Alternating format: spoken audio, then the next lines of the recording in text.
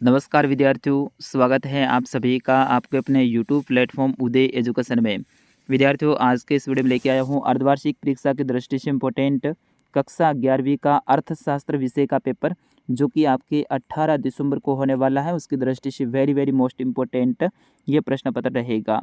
तो विद्यार्थियों, इस वीडियो को अंत तक देखिएगा, इससे ज़्यादा शेयर और लाइक कर दीजिएगा। बिल्कुल 3 से 4 मिनट में मैं पूरा पेपर आपको बताने वाला हूँ, तो इस वीडियो को अंत तक देखिएगा। सारे प्रश्नों को आपको याद करना है।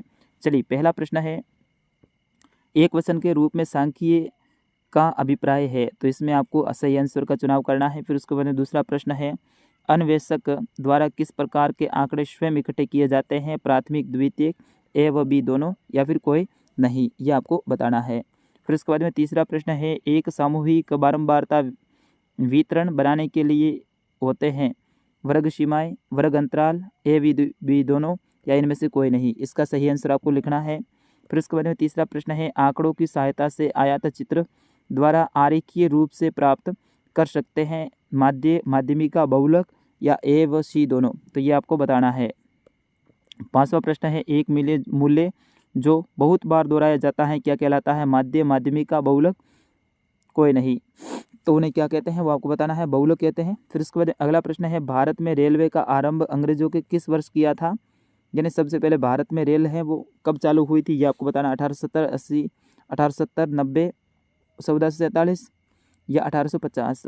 फिर उसके बाद अगला प्रश्न है, भारत में किस प्रकार की आर्थिक प्रणाली जारी है, पूंजीवाद, समाजवाद, मिश्री, या राजशाही, कैसी है वो आपको बताना है।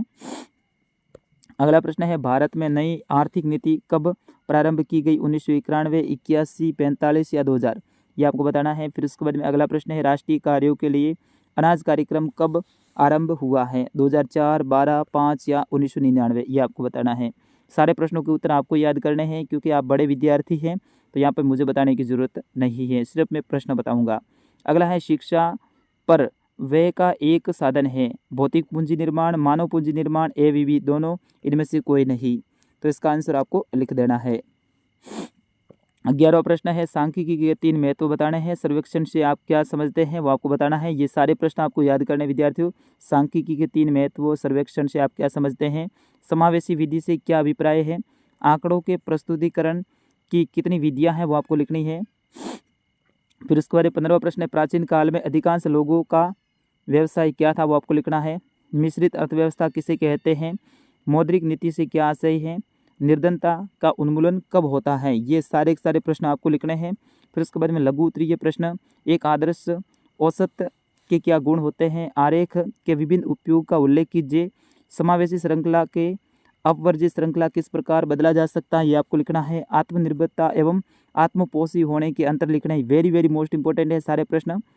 सुधारों के उपरांत भारतीय अर्थव्यवस्था में राज्य की बदलती भूमिका वो आपको बतानी है। आजकल किसान आत्महत्याएं क्यों कर रहे हैं, ये आपको बताना है। फिर उसके बाद में बड़ा उत्तर लिखना है। 10-10 नंबर के 3 प्रश्न आएंगे। सांख्यिकी कार्यों की विवेचना करनी है, अथवा ऑप्शन मिलेगा, सारणी को परिभाषित कीजिए तथा इनके मुख्य घटकों का वर्णन कीजिए। 26वां प्रश्न है, समानांतर माध्य किसे कहते हैं, इसकी विशेषताओं का वर्णन करना है। 10 नंबर का प्रश्न आने वाला। अथवा ऑप्शन मिलेगा, भारत की व्यापार नीति पर संक्षिप्त में लेख लिखिए। 27वां प्रश्न है, हरित क्रांति क्या है, इसकी सफलता की आलोचनात्मक व्याख्या करनी है। सफलता की कैसी, आलोचनात्मक, यानी आलोचना करते हुए व्याख्या करनी है। अंतिम प्रश्न है, निर्धन परिवार की विशेषताओं का उल्लेख करना है। तो विद्यार्थियों, ये पूरा पेपर मैंने आपको बता दिया है, आपको याद करना है।